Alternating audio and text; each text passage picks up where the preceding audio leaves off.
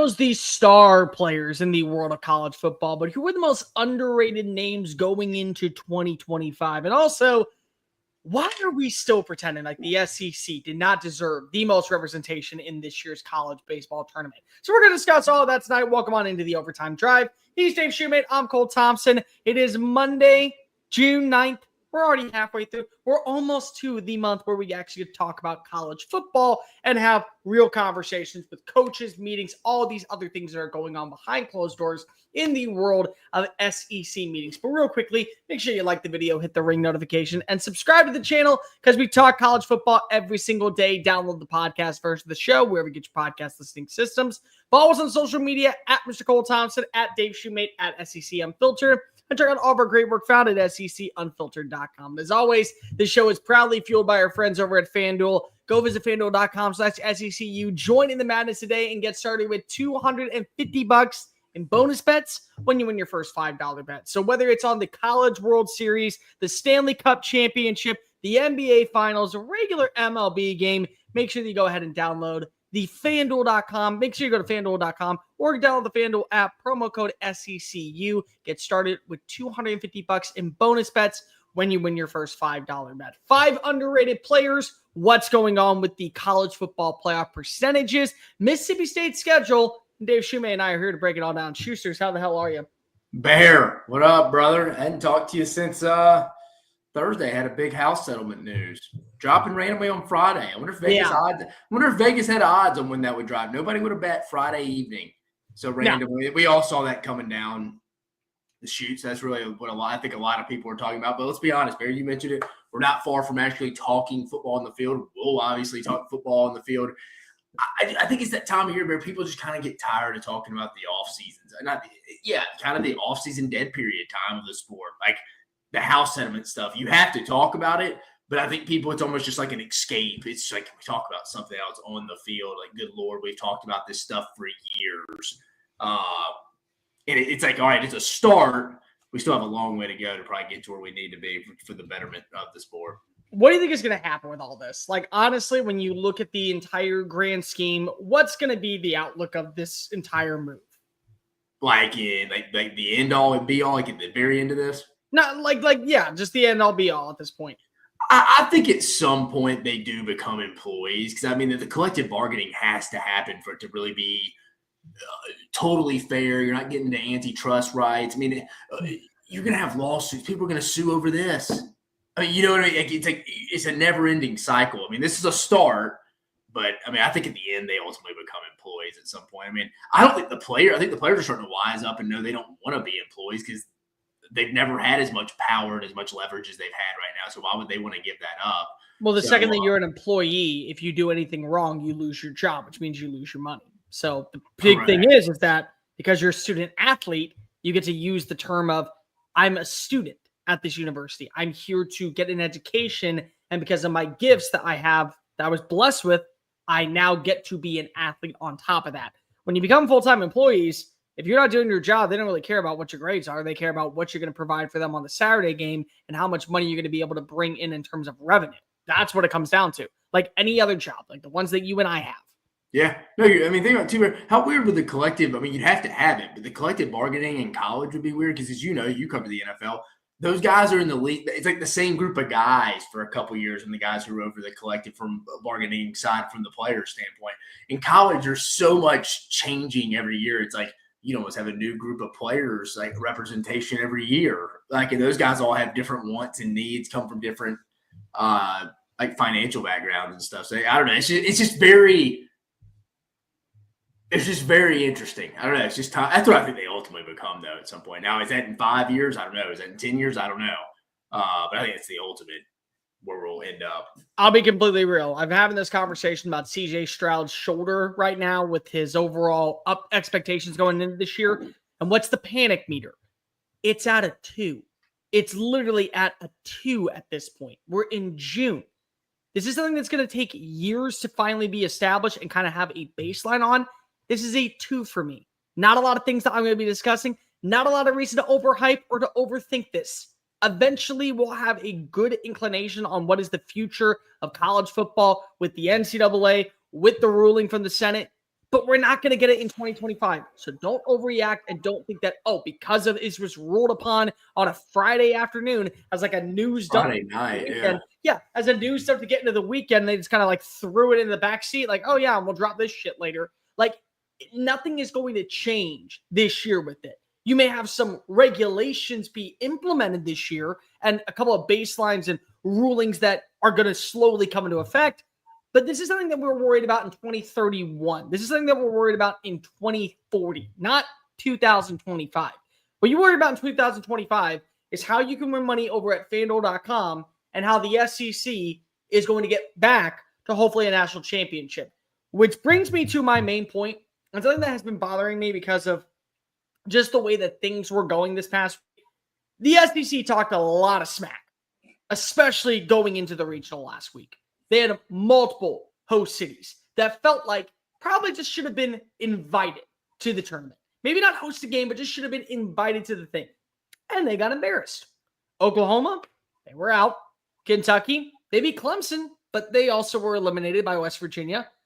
Georgia, probably one of the more relaxed overall regionals, they were eliminated. Ole Miss lost to Murray State after beating Georgia Tech. And so all we heard last week was the SEC is overrated. They didn't deserve all these teams represented. We didn't deserve 13 teams in the College World Series tournament. Okay. Belt to ass, man. So let me ask you out of curiosity.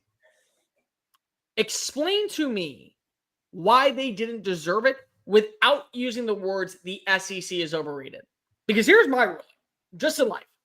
I am one of those pure people that will have a normal conversation with anybody on any sport. I cover the SEC because I know the most about the SEC. I have a good baseline of the SEC. I've watched the SEC my entire life.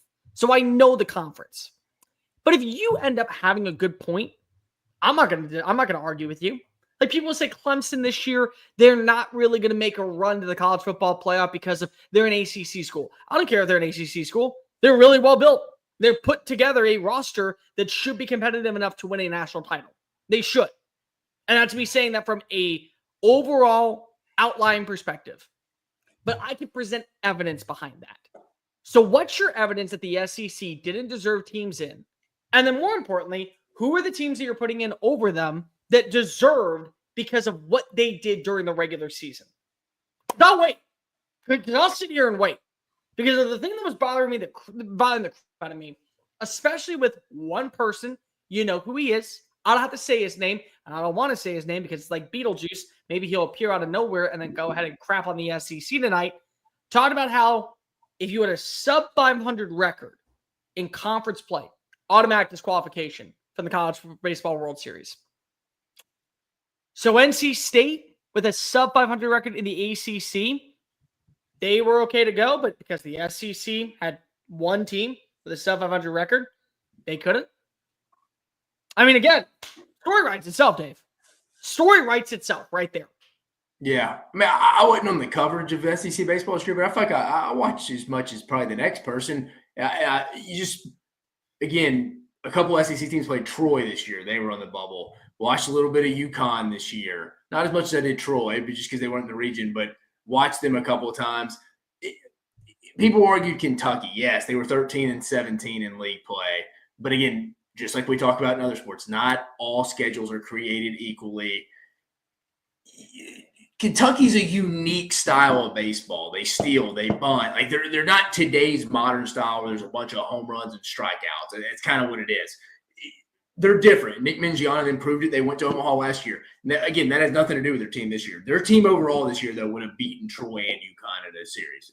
They definitely would have. Virginia would have been close. You could have made an argument either way there for me. But and to be completely fair, that was one of the two teams I would have put in. Yeah, I don't think the SEC was great this year for their own standard. Now, comparing for their own standard, all year, it kind of felt like you thought Arkansas was probably the most complete team all year. And they've kind of shown that. I mean, them and LSU, some teams falter. Texas was in the race. It's going to be tough to compete for a title like that. Some injuries affected SEC teams, but I've seen a lot better, like top heavy. I've seen the top of the league be better in this sport before. So that was a little disappointing. So two things can be true at once. I mean, yeah, I think the SEC teams, to your point, Bear, I think there should have been 13 SEC teams, to your point, Bear, because I hear you. That's a lot. But at the same time, like, who are you putting in? You got to field a 64-team tournament. And then what do you know? I mean, Kentucky made it to the regional final. And then I think also the other thing, too, is, I mean, yeah, the SEC was a little overrated, and who else are you going to put in? And I do think it was not a great year this year. I mean, it wasn't for the SEC for their own standards. I think all that can be absolutely 100% true. Again, I don't even think you can argue some of that. But like the ACC right now, they're sitting on a high horse because of how many teams they had to advance to the Super Regionals. Okay, that's fine. Let's go look. Louisville is in the College Baseball World Series. That's it right now. Now, depending on what happens with Duke and Murray State, you may have a second team in. But the team that I thought was the most complete in that conference was eliminated by an unranked Arizona roster. The team that I felt the most confident in traveling on the road, which was Florida State, lost and was in a downward spiral last night. So it's like, you can sit here and talk as much crap as you want on the SEC, but the second that you get eliminated, oh, it was all fine and dandy that we went there. No, it wasn't. Because of you allowed NC State, a team that was sub 500 in the conference, to get a qualifier. They made it to the tournament. They had their shot.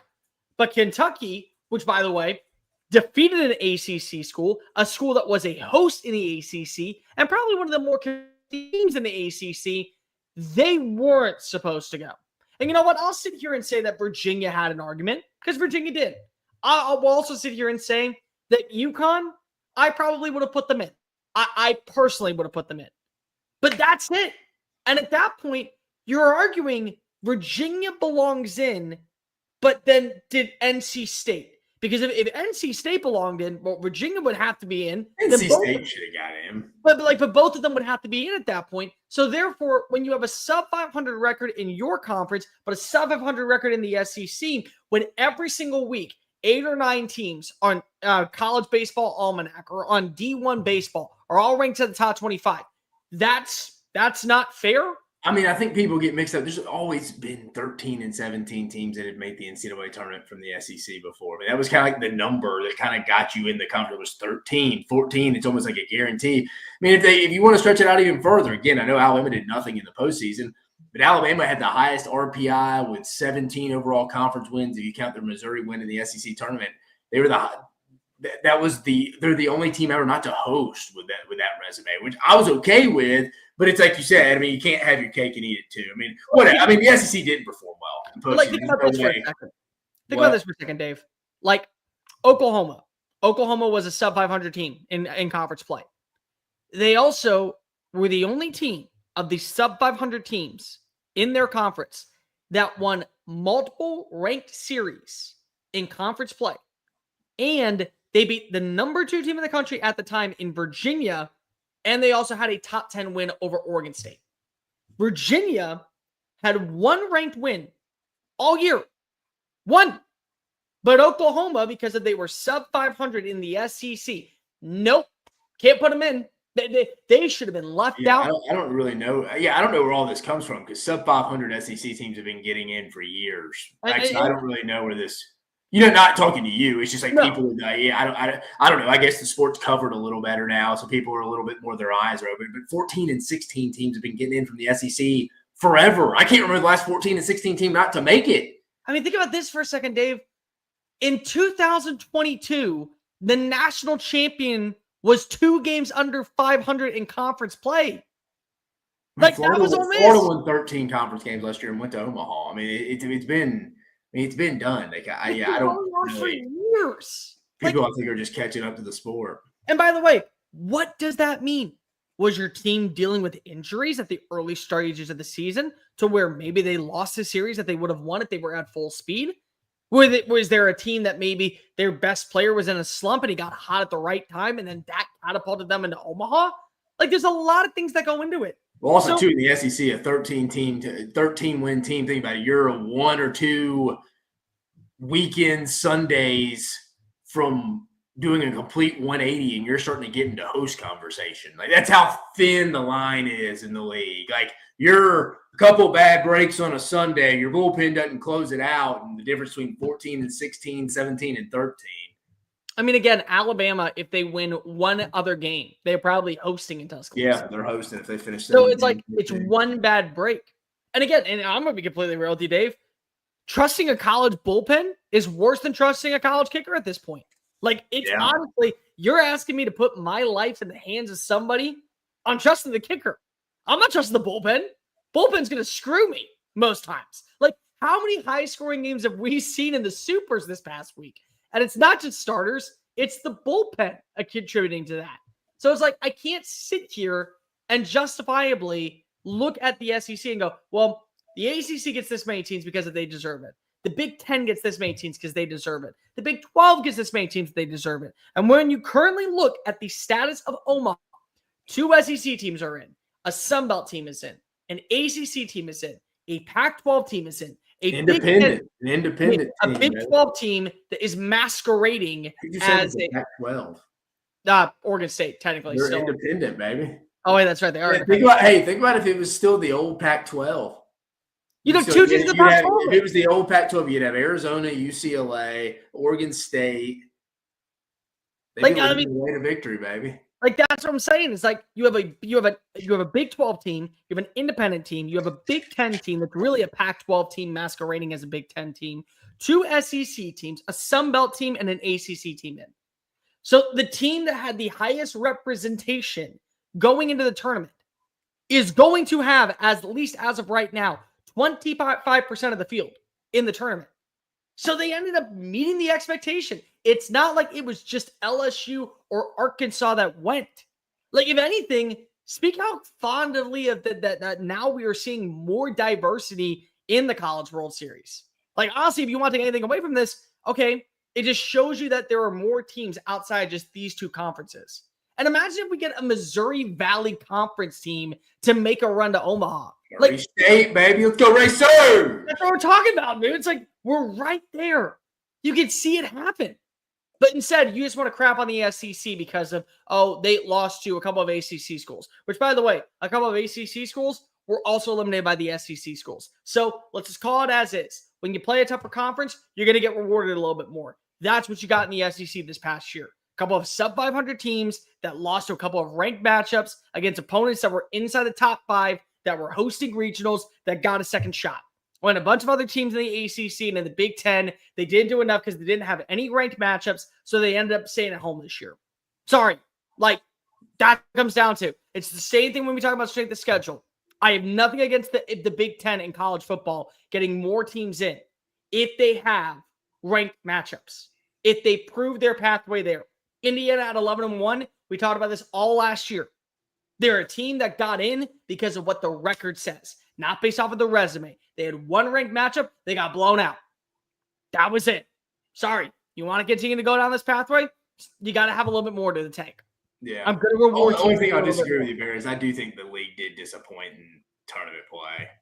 They did. Only 2 teams in Omaha, that's underachieving when you get 13 teams. But I also think that when you have the number 5 seed losing to an unranked Arizona roster, ACC also kind of disappoints. I think to an extent. Yeah, because I thought North Carolina was going to be in Omaha too. Like you can say, okay, they disappointed in the regionals. Well, ACC, you disappointed in the supers because you may have 1 team and you had 5 shots to go. You had 5 chances. You got maybe 1. At best, you're going to get 2. And that's if Duke can somehow find a way to close this out. That's what you got. That's what you got. So same kind of token. Like, review, hit subscribe. Make sure that you're following us on social media. Dave, what do you want? Let's go talk about something I saw earlier today. It was on the future of the future of the college football playoff rankings. So did you see this? ESPN. No, read it to me, Bear. Surprise me. So ESPN came out with their predictions of percentages based off of the FPI index. Here's how many teams they believe in the percentage they'll have to make the college football playoff in 2025. Win the national title in 2025. Texas comes in at 22%, number 1. Yeah. Number 2 is Georgia at 17.5%. Number 3 is Alabama at 10.4%. Tennessee is at 2.3%. Texas A&M is number 2.1%.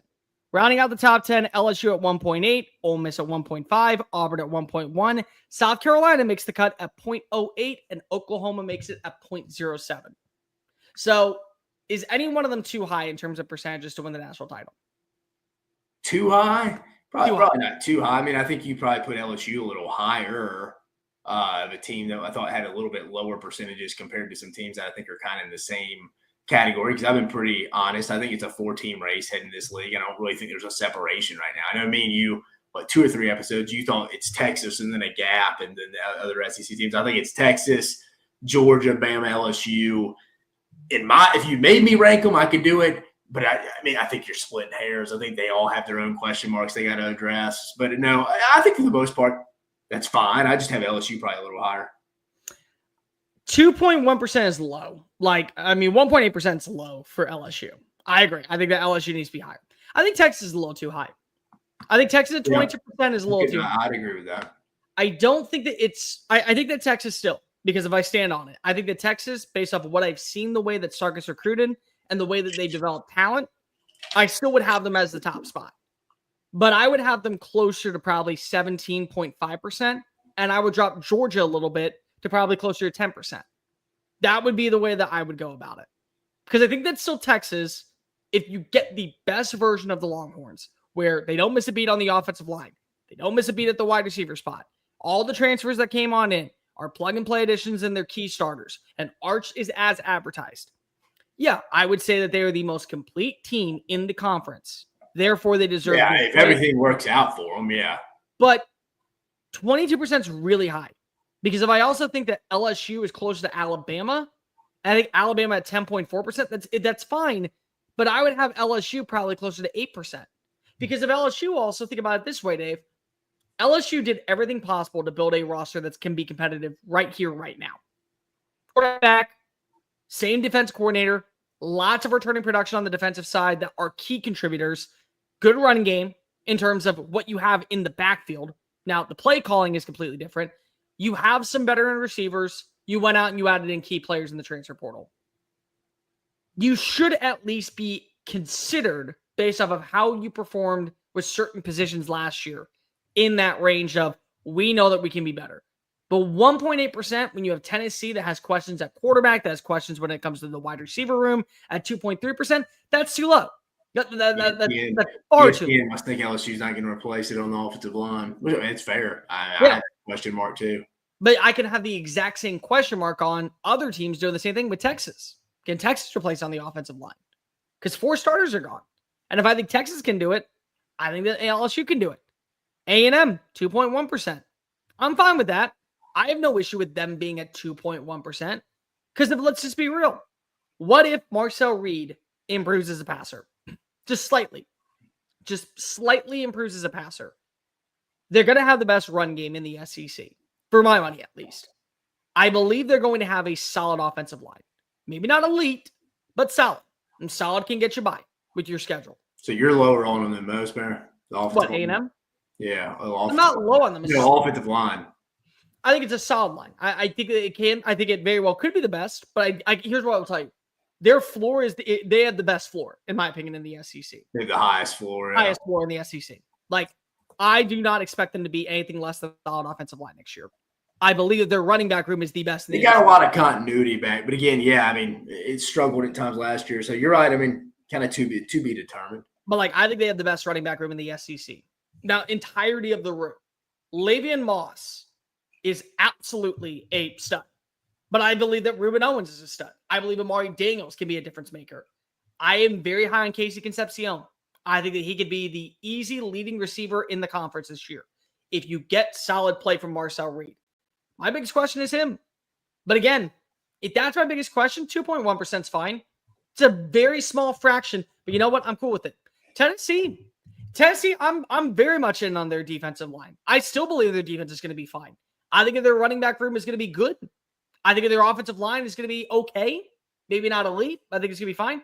But the questions that I have and the questions I've had with Tennessee has been about two things: wide receiver and quarterback. Wide receiver, that's a major concern for me. I was digging in deep on them Saturday morning before my kid woke up. I was just like going for whatever reason in Tennessee because it's starting to get that time that I start going to do my summer research. And I was like, dude, the wide receiver depth, man. And just every time you look at that depth chart, it hits me over and over again. Again, I think that one of them could be good. I think one of them. Yeah, I mean, they're going to get their chances. You're right. You would think Mike Matthews would.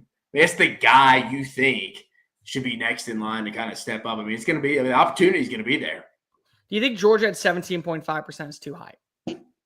I mean, I don't know. What are they doing with the rest of the country? I don't really know all the percentages. Again, you've heard me say it a million times. I put those top four teams all kind of in their same category. Probably LSU a little, not distance, not the right word, just a little bit of a, we're going to do a little bit of a 1.5 spacing here for all you word geeks out there and put LSU after probably go Alabama at third heading into the season. I mean, Bama 1, Georgia 2, Alabama 3, LSU 4 is probably in that range of some capacity. And again, I could be completely wrong on that just based off of what we see at the end of the day. But like Ole Miss at 1.5. I maybe put them a little higher just because of it's Lane Kiffin with that schedule. Like, if you get lucky and you can go on some type of run, maybe there's a possibility that you end up going 11-1 or you go 10-2, and then that strengthens your chances. So I think it's just an overall underwhelming performance. I think it's something that where we can argue about this for sure. I agree with you that it is a 4-conference race, and I do think that LSU is a little bit too low. So, Barry, you would be shocked if someone not in those top 4, you agree with me, if they won the SEC, you would be surprised right now. Won the national championship. If they won the SEC. See, I think SEC too, as I would say the same. This is those top 4. Let me phrase this. I'd be shocked if one of them won it. I wouldn't be shocked if, like, say, an Ole Miss or South Carolina or an Oklahoma got really, really hot and they made it to Atlanta. Like, I could see one I'm saying just win it. You think those top 4? Win it, it's one of the 4 for me. I agree with you. But making it, like, you get a couple of lucky breaks. Oklahoma maybe makes it to Atlanta. Ole Miss maybe makes it to Atlanta. Tennessee maybe makes it to Atlanta. Like, that wouldn't shock me. The shocking part would be they win it once they get there. There is a clear separation in terms of what you do versus what you are as a team right now. I think that's kind of where my brain is.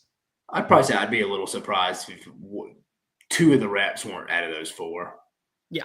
I mean, I again, not surprised, but if one of them won it, absolutely.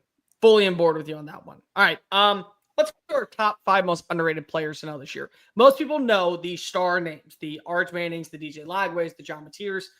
Who are some players that we need to be talking a little bit more about going into this season that we're kind of just forgetting about? You want to go first or you want me to go first? Yeah, mine's really in no specific order. I'll put it in this one, though, Bear. I mean, I've mentioned him last year, the Murad Watson kid that came over, the freshman All-American from Syracuse, know their defensive coordinator well, Elijah Robinson. He was a New Jersey kid out of high school. Well, that's where Elijah was from.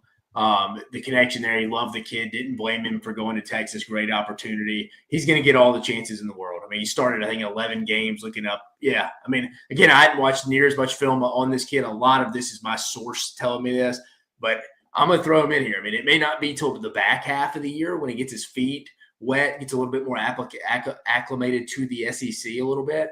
But again, they have good offensive lines in the ACC as well, so it shouldn't be that big of a transition. We should see, but I think Kenny Baker's got, he's got a really good piece of clay to mold that's already had a lot of work done to him already by a great defensive line coach, great defensive coordinator, and Elijah Robinson. So I'm fired up to see what our guy Murad Watson can do. He's on my top 5. I absolutely love his tape. And it's very limited, but what you have seen, I think, is the maturity of hand placement, of lower body strength. I think he does a good job of winning his one-on-one battles. I think he's going to be a rotational guy. But again, that rotational role, depending on what you do, it can have such an impact on the game. What if he ends up being a better run defender than a pass rusher? Okay, you're going to have him in on early downs to make sure that teams are passing on 3rd and long situations. you're taking away the element of some very good running backs in this conference that are on your schedule. You face off against Jaden Baugh. You face off against Lavian Moss. You face off against Braylon Russell, who may have a really big year this year. So there's like some names that you're going to be taking on that if you can make them a one-dimensional unit, there is a lot to like about you. I agree. Elijah Robinson does a good job of developing and understanding what type of defensive talent. And Texas is a school that need to get better on the defensive line. I like what he is as a player. And I think there's a lot to buy into when it comes to his overall upside.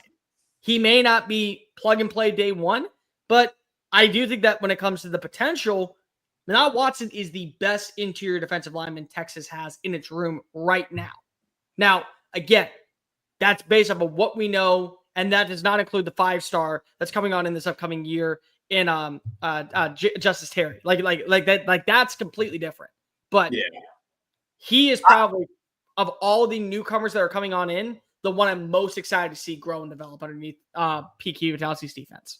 So I can still see this being a solid unit, but Texas fans, because they're getting a little bit of accustomed to having traditionally a good defensive line year in, year out with Sweat, Murphy, you had Broughton and Collins last year. This group maybe not being as good because they're a little bit more used to it, but you're not fully appreciative of it till after the year. So, yeah, I'm interested to see what Kenny Baker does with this group. Bear, my next one, I'm going to go random as well. This is more of my list is a little mixed up, more of like players nobody really talks about that's going to kind of have an impact on the season, I think, a little bit. That, like, again, not like you mentioned. Right? We talk about a lot of players, but like not a lot of specific offensive linemen. I think if you told me Alabama's right tackle is good this year, will conform me, I would like the offensive line a lot. I mean, again, Caden Proctor wasn't great last year, but he also didn't participate in the spring. First-year offensive line coach, transferred back from Iowa. I think he should be better this year. Cam Dewberry can slide in. Parker Brailsford, a top 2 to 3 center in the league. Jaden Roberts, if he can stay healthy, he should be a monster in the right guard spot. If you told me Wilkin Formby continues to build off what he did in the spring, I think he could have a big, underrated player in how Ty Simpson kind of gets adjusted in his first year starting the SEC, which I think has a big say, not only with the overall big SEC picture of how the season shakes up, but specifically to Alabama here. Because I posed the question last week and I saw it on Twitter. Like, if you could pick one player just to know how they did, just like in this moment, it'd be Ty Simpson. Because if you told me that, I could be like, yeah, I feel pretty good about predicting Alabama's season. If you told me Ty Simpson, because I think Alabama has a lot of other things figured out across the other 3 phases of the game. But I think if you told me this right tackle spot, and they have the depth of Geno Vandemart, the 6 offensive linemen off the bench that could play all 3 spots on the interior, man, I like Alabama a lot. So I think Wilkin Formby, if he can continue to build off what he did in the spring, that'd be key. But to answer this, he didn't see, again, Alabama was one of the big question marks on the edges. So was he seeing phenomenal? He's seeing a lot of physical body types, good length, but is he seeing true pass rush technicians outside of LT Overton? So that'll be interesting too. Wilkin Formby is a big one for me. I got Ruben Owens on this list. And I think because of so many people look at who Lavian Moss is as a player. Because Lavian Moss, for me, when at his peak, may be the best running back in this conference this year. That's how much I believe in him and how well he was performing last year. But I think so many people forgot about who Ruben Owens was coming out of high school. He was a do-it-all player in El Campo, Texas. Great out of the backfield as a receiving threat. Incredible open field runner. Good speed. Great change of direction. Excellent vision. And because he was injured for most of last year, fans kind of like forgot about him. But at his peak, he may end up being one of the top 10 best running backs in the SEC. And he's going to be the secondary option. Mm-hmm. Like, you talk about like Penn State and what they have with Katron Allen and Nick Singleton. And then you look at, I would even go Louisville with what they have with Isaac Brown and Duke Watson. And then you throw in Notre Dame with Jeremiah Love and Jadarian Price. That could be Texas A&M this year. Like, Amari Daniels is your good third down back that will move the chains in short yardage situations. But then you have Lavian Moss that is a bowling ball and good bursts of energy. And then that change of speed back, which is going to be Ruben Owens. Like, I am fully invested that Ruben Owens last season would have ended up proving that A&M was the most complete rushing attack in the conference if he was fully healthy. And I think a lot of people are so fixated on what Lavian Moss can be we're not paying enough attention to what Ruben Owens is. And so if you start to see them running a lot of two-back systems or Marcel Reed is struggling in a game, the same thing that we saw out in South Bend last year where Jadarian Price started taking over moments where Riley Leonard was a factor on the ground, but when it came to the passing attack, it was like hit iffy, here or that. I could see that with A&M. I like the fact that they have two running backs that I could trust to where if one of them were to miss a game, it's like wash, rinse, repeat. I think that can be Ruben Owens. I was very high on him coming out of high school. I was very high on him going into last year. I think he could be that guy this year. Yeah, I'm going to be quick and to the point on this. I think I've talked about him a lot on the show. I'm going to go Mansour Delane, the transfer from Virginia Tech to LSU. Continue to hear his name a ton through the summer. Mention him in the spring from someone higher up in LSU's building where they were raving about him. Maybe I think some of this too.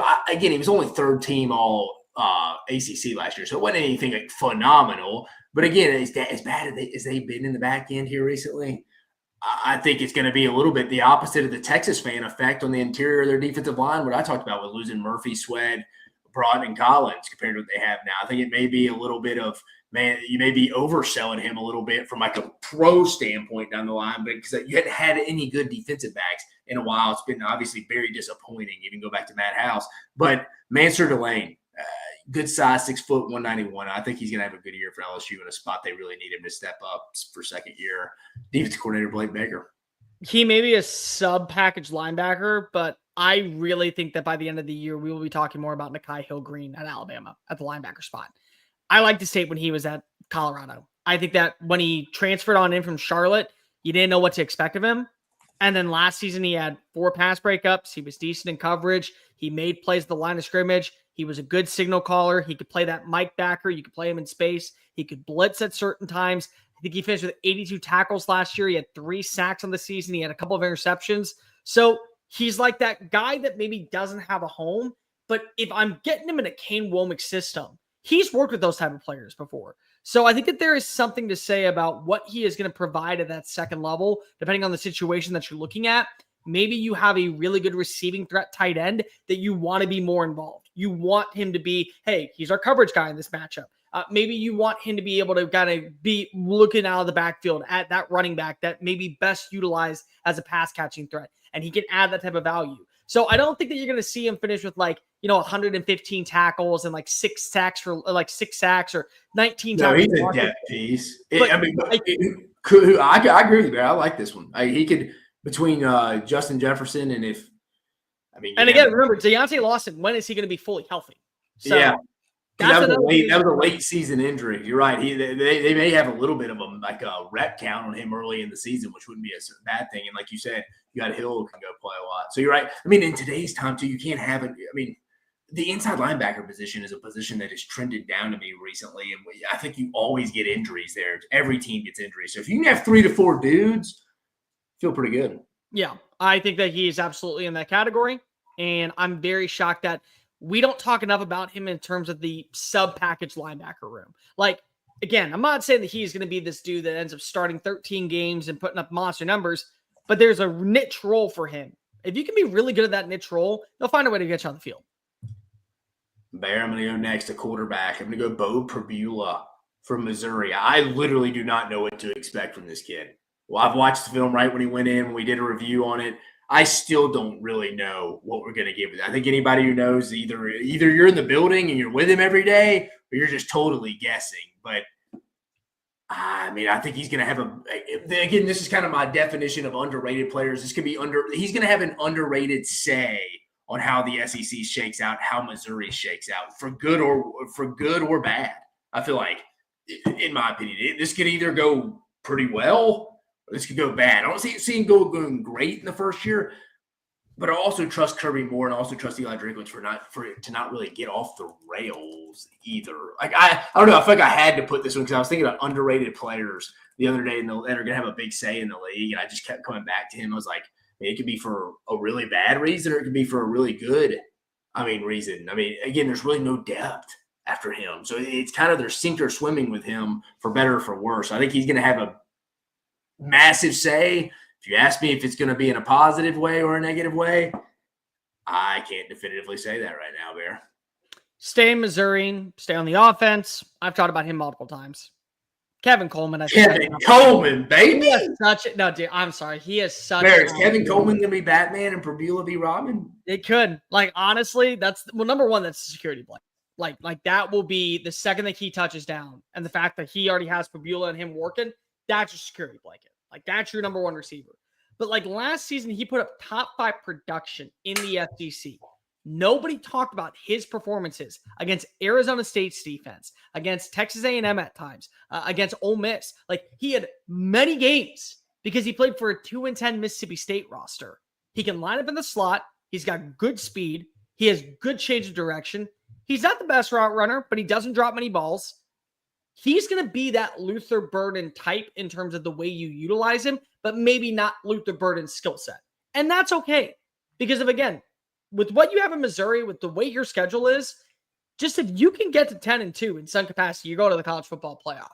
But I think that because of there's that separation, like last season, sometimes the blessing, but also the curse of having 2 really solidified receivers that can each act like the Batman and Robin, depending on the day, is that you didn't get to see that complete compact role of Luther because of what you have with Theo Weiss. I think that there is a clear separation of who's the next guy, wide receiver. I mean, is it going to be Marquise Johnson? What do we have with Mookie? What do we have with Mookie Cooper coming back? Like, what do we have with Brett Norfleet? This is where it's like Kevin Coleman, 1,000 yards on the table. I think 80 catches on the table. I definitely leading the team in touchdowns on the table. And if they can establish that he is the guy, like very early on, he is going to have the chance to lead Missouri and the SEC in almost every single statistical category, simply because of the volume of production. And it's because of he is a very talented receiver. He worked with 2 different quarterbacks last year and put up incredible numbers in multiple games. He could do that in Como. No, I agree with you, Baron. Finally, I'm going to Columbia, but we're not staying in Missouri. We're going to get back on the plane, go to Columbia, South Carolina, battle it out for the Mayor's Cup. Went back and forth with 2 players on South Carolina's team, I should say. Nick Harbor, but I ultimately went with Russell Faison. I think they're going to have to replace. I think missing Rocket Sanders is going to be a big loss, I think, from what he gave that team in the red zone. Again, I always bring this stat up in the bowl game. They had 4 red zone trips. They came out with 3 points. And remember, Rocket Sanders was not in that game. So I think, is it Oscar Adaway? Somebody's got to produce out of this backfield. And again, I think someone's got to produce at wide receiver 1. I think I like Mazio Bennett, but I think he's a solid number 2, number 3 guy. I don't think if he's your number 1 guy, you don't have an upper tier SEC wide receiver group, I should say. Nick Harbor has all the ability, just has to get out of that track from field mindset. But I'm going to go back to the run game, Bear. I think Faison's going to have the Utah State transfer is going to have maybe not the year Rocket Sanders had, because we saw him take over games against A&M. How many yards after initial contact he would have? Rarely did the first tackler get him down. Rarely. And again, you saw when they missed him in the bowl game, what they lost in the red zone a little bit. So I think that'll be an adjustment for Mike Shula, new OC. And obviously, we know about Lenore Sellers. Got to develop a little bit within the pocket, but again, needs some help. And I think if you told me South Carolina's offense took a step this year, I would say, man, the running game didn't miss a beat from last year, or somebody big time on the outside stepped up. So I think it's got to be one of Nick Harbor or Russell Faison, or if you want to go Oscar Adaway as well. But I think Faison kind of fits the mold of what Rocket Sanders was, like a 6 foot, 220, 218 pound guy. Dev taxes me bringing up a tight end at least once per episode. You like Daquan Wright? I like Luke Haas. I think Luke Haas is going to have an awesome year. I do. Because there's something about tight ends working in certain offenses that I just think are very promising. And there were multiple games where Caden Priestcorn looked like one of the better tight ends in the SEC. There were multiple games where Daquan Wright looked like one of the better tight ends in the SEC. I think from a skill standpoint, there is enough to believe that Luke Haas at his peak is the 2nd or 3rd best tight end in the conference. But we didn't get to see it when he was at Arkansas because he was dealing with injuries. He was dealing with inconsistent play calling. Remember, they fired his OC after the Southwest Classic game in 2023, and then he got hurt in that game. So we didn't get a full season of him. Well, he's going to a more offensive-friendly system. He's going to a room that is going to have a quarterback that is going to be looking for security blankets and stability across the middle of the field very early on, and Austin Simmons as he acclimates himself. So there's a lot of opportunities for, I think, a guy like Luke Haas to live up to the expectations of what we envisioned him when he signed on at Arkansas. He's in a much more, I think, tight end friendly unit. And I think the fact that they're going to run some 12, 13 personnel, it's going to get more involved in the passing game. It's going to get more involved in the blocking game. And that will help him become a more fluid, overall balanced playmaker at the role, to where 2 years from now, when he goes off to the NFL draft, he may end up being one of the more consistent overall players at the position. I'm very high on Luke Haas. I'm not selling my stock on him. I didn't after last year. I thought if he went to Oklahoma, pairing him up with John Mateer, that'd be great. But I think Austin Simmons has an opportunity to be the most improved quarterback that nobody's talking about. And I almost put him on this list just because of there's a reality where he is top 5 in every single category because Lane knows how to work with quarterbacks. Like, I think that having that security blanket is what you're going to get with Luke Haas in Oxford. I really do. I think that he's going to have a better season than Daquan Wright. Yeah, if he can stay healthy, that'll be the key with him. But no, I think it was an overall, not to toot our own horn there, Bear, but I think we kind of whipped that exercise's ass. That was a good list of 10 guys right there. I was saying it was completely different, and we only had one that was the same. And I'm glad you mentioned Manal Watson, because of that is somebody who you pair him with Justice Terry for the long term, like, dude. And also too, he's going into year 2. I mean, he's got at least 2 years with you, if not 3. Yeah, I think that's the other thing, is that he's going to be there for several years, to where he can build that relationship. He can put himself in a position to where he ends up being one of the more complete players. That's what I think you can appreciate about Texas. I mean, about what Texas did. And it's another thing I just appreciate about the overall factor when it comes to just the way that Sark goes out and adds players. Like, he gets it. Yeah, Terry's going to be a name that we talk about for the foreseeable future, but we're trying to win now. This is a guy that maybe can do both for us this year, 2026, and maybe wants to come back 2027. Before we get on out of here, because it has been a long day for both of us, let's go ahead and break down Mississippi State. Give it to us. What do you think? This could be a really interesting year. I mean, let's just be real. Last season, the only way it could have gotten worse was if you lost to Eastern Kentucky, or UMass. I mean, like, it was bad year 1 for Jeff Lebby. I don't know how much better. I mean, Barry, you said it best. It couldn't have been a year, like, all relative here. It couldn't have been a worse year 1. When you go winless in league play, it's bad. It's a bad year. But there are some pieces that I really do like. I like the new addition of Luke Cromanhook to push Blake Shapen. I think that's a quarterback to where, if you're going to go out swinging, the personnel is better. I think they're better this year. I agree. But their schedule still is their schedule. At Southern Miss week 1, then you go Arizona State at home. You lose that, Barrett, the Rock. Good gracious. Alcorn State, Northern Illinois before you start conference play. I mean, again, Arizona State coming to Starkville. Maybe it's a slight advantage for you in certain areas because Charles Huff's first game, baby. Exactly. Tennessee at Texas A&M, at Florida. Then you go to Texas, at Arkansas. Texas at home. Yeah, my bad. Texas at home versus Georgia at Missouri. Close out the year in the Egg Bowl on Friday, not Saturday, November 29th. All right, let's just go ahead and call this as is. What is the most winnable game, if there is one? You want to go full schedule here, not even just the conference games. That's what I'm saying. We got to go full Alcorn State. I mean, it's got to be. Okay, pick another one just because of, like, yes. Southern Miss? It's Southern Miss, right? I mean, the Huskies could put together a squad in the map. I mean, we saw what Toledo did. We saw they beat Notre Dame last year with the hair.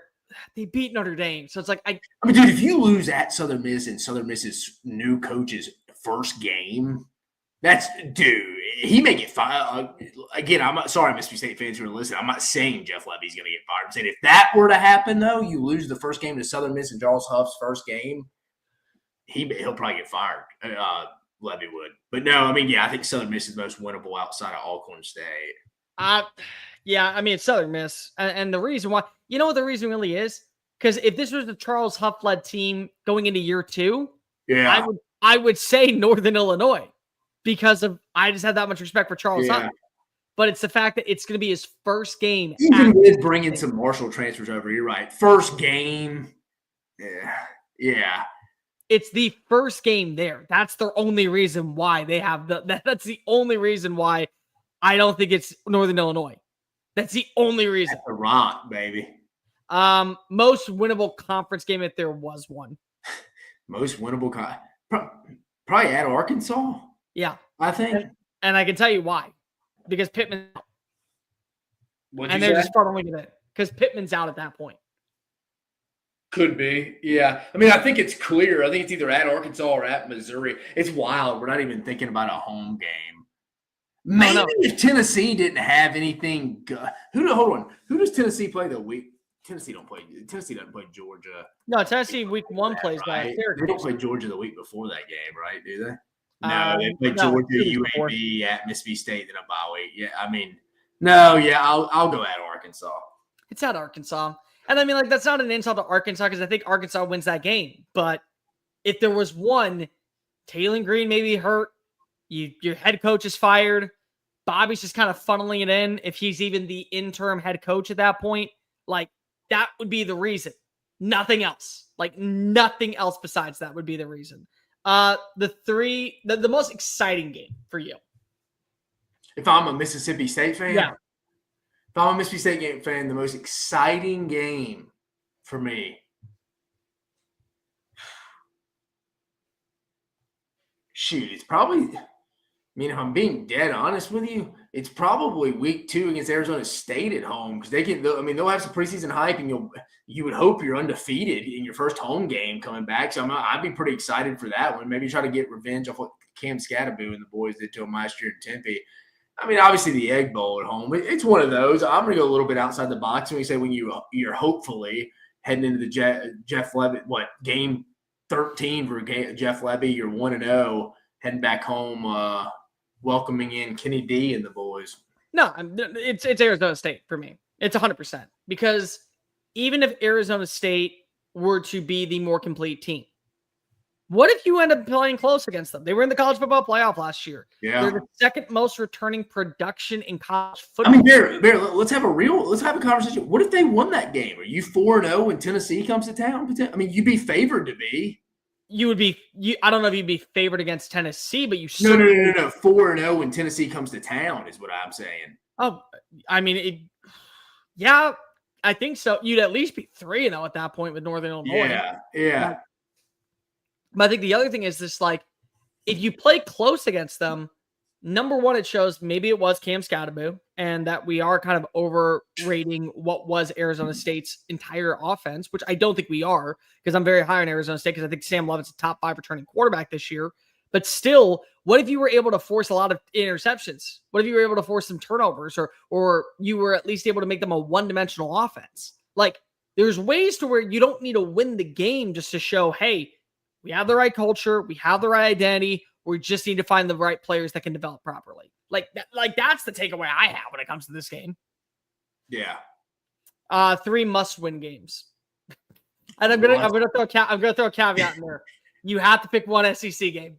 Oh no, I agree. And again, I think you're gonna be like this a little bit too. I'm not gonna say these are wins. It's almost like how it looks. But dude, call me crazy. I'm gonna go with the first two. My 2 out of my 3 are the first 2 weeks. Like at Southern Miss and Arizona State. I think you have to win the Southern Miss game. And I think I don't think you necessarily, as you mentioned, Bear, I don't think you necessarily have to beat Arizona State. But hey, man, they shouldn't go railroad you. You shouldn't be down 30 points at home. Yeah. Like, dude, come on. Let's go have a competitive football game that everybody leaves feeling better about themselves for the last 10 games. And then finally, I think you got to be competitive in the Egg Bowl at home. In year 2, you get blown out at home to finish like 4-8, 3-9. Just again, Ole Miss is going this way. You're kind of just this way, hoping it's a miracle you get to 5 or 6 in year 3 in 2026. I don't know. I think you got to be competitive in that game. So I'm gonna go those 3: Southern Miss, Arizona State, first 2 games of the year, then end of the year against Ole Miss. You got to beat Southern Miss. You have to beat Northern Illinois. And the reason you have to beat Northern Illinois is because if you lost to a MAC team last year. Yeah. And I can give the benefit of the doubt because if you know anything about the MAC, the resources that Toledo has, they're very close to being in that same vicinity as a low-tier Power 4 program. Like, they have players that are usually turning down being a depth piece at a Wake Forest or a depth piece at a Kentucky. They want to go play for a team that can actually win. And I still believe that when you look at Jason Candle, he's one of the most underrated coaches because if he still is there after all this time, and he's been able to keep the tradition alive of what Matt Campbell started a few years ago. So I give them the benefit of the doubt. I can't do that with Northern Illinois. Like, Northern Illinois lost a lot to the transfer portal this offseason. They ended up underachieving after that Notre Dame win last year. So you can't lose to 2 MAC schools, especially in Starkville. That's the other thing. It's like you can't do it in Starkville.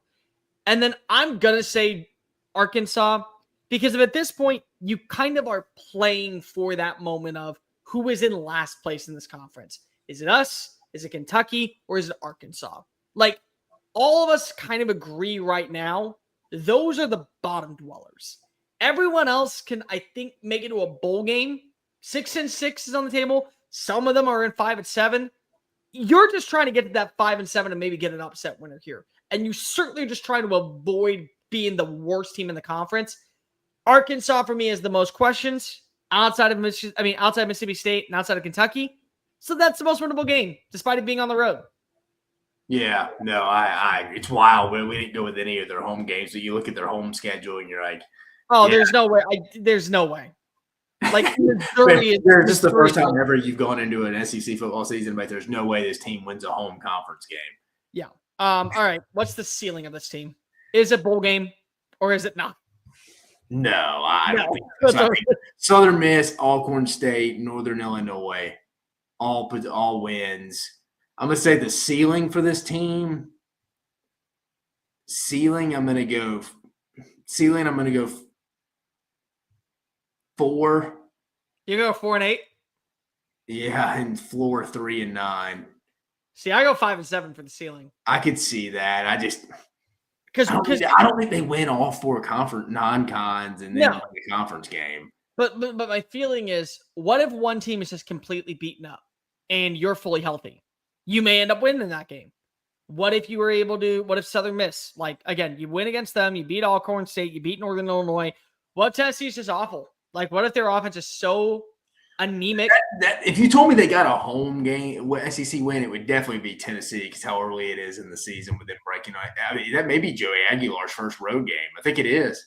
And then you think about, well, outside the neutral site game against Syracuse. The first SEC road game. Yeah.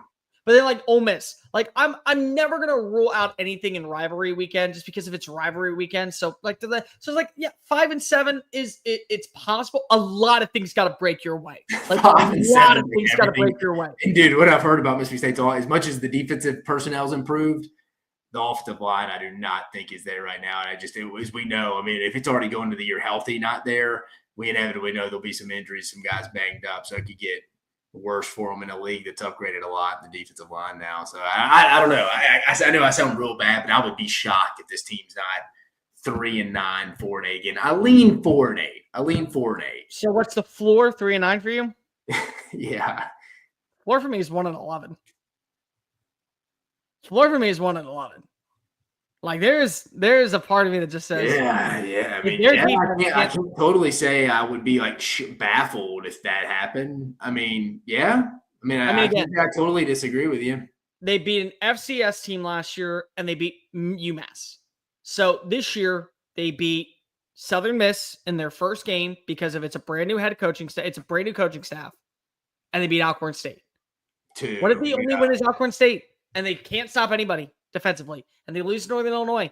I mean, like, I can't doubt it because if I still have so many questions at the wide receiver spot, I have so many questions on the offensive line. I have questions when it comes to the secondary. I have questions when it comes to Coleman Hutzler as their defense coordinator. Like, there's a lot of things going against them where, as much as I would love to be able to say, yeah, they'll at least be 3-9, I can't promise that. I would love to. Really, the only guy I have a lot of faith in is the Isaac Smith. I mean, that's about it. Right. Other than that, I mean, if Blake Shapen can stay healthy, I think he'd be fine if they can protect him, which, again, that scares me too. I still – what could be really interesting to me, though, Dave, is that they could have a top 5 running back in Fluff Bothwell or even Davin Booth and still go like 3-9. Like, they really – because Kevin Coleman last year was top 5 in receiving yards and they went 2-10. Like, they may have one of the best. I know. But that Toledo game just sticks with you, man, because that wasn't even close. No. Like, it wasn't a fluke at all. That's the problem, is that we all thought Arizona State was going to be slightly improved last year. They went to the college football playoffs. So it's like, okay, you can understand losing that game. Toledo didn't win the MAC. Ohio won the MAC. And you lost to a middle of the pack MAC team. I mean, they're not just lost. They came in and skull dragged you. Like, it wasn't even close. It was bad. It was awful. But you want to go ahead and prove us wrong? You want to go ahead and prove that we don't know anything about college football? Do so by taking the over with the win totals at FanDuel. FanDuel Sportsbook is here to make every moment count. The app is safe, secure, super easy to use. Already have an account? FanDuel Sportsbook offers great promotions every day for new users like profit boost tokens, new features like a parlay hub, build your own game, same put game parlay, or choose from one of the popular SGPs already made for you in the parlay hub. And if you haven't already, go sign up at FanDuel.com/SECU to learn more. It's FanDuel.com/SECU. Get in the actions with offers you don't want to miss. Disclaimer: must be 21 and present in select states or 18 and present in DC. First online real wager money only. $5 first deposit is required. Bonus issued with non-withdrawable bonus bets, which expires 7 days after receipt. Restrictions apply. See terms at sportsbook.fanduel.com. FanDuel is offering online wager sports gambling in Kansas under the agreement of the Kansas Star Casino LLC. Gambling problem? Call 1-800-GAMBLER or visit FanDuel.com/RG. Call 1-888-789-7777 or visit ccpg.org/chat in Connecticut or visit mdgamblinghelp.org in Maryland. Hope is here. Visit gamblinghelplinema.org or call 800-327-5050 for 24/7 support in Massachusetts or call 1-877-8-HOPE-NY or text HOPE-NY in New York. All right. If you haven't already, make sure that you are subscribed to the channel. Make sure that you are following Dave at Dave Shumate SEC, me at Mr. Cole Thompson, us at SEC Unfiltered. Make sure that you are ready for Thursday's show where we have the mailbag back. We're also going to be breaking down, is it Texas schedule or is it South Carolina schedule? Sweet David. What'd you say? Is it South Carolina schedule or is it who's next? Next, we are on. I thought about it earlier. North Carolina, right? It's Oklahoma. Oklahoma schedule. So we have Oklahoma schedule that we're going to get through and probably a few more other things. But for Dave Shumate, I am Cole Thompson. This is the Overtime Drive. Make sure that you are subscribed to the channel. Make sure you go visit us over at our friends with FanDuel.com/SECU. Make sure that you go ahead and throw down $5 so you can win $250 in bonus bets. Have a good start to your week. We will see you on Thursday. And remember, you only live life once, so you might as well live it to the fullest. Bye.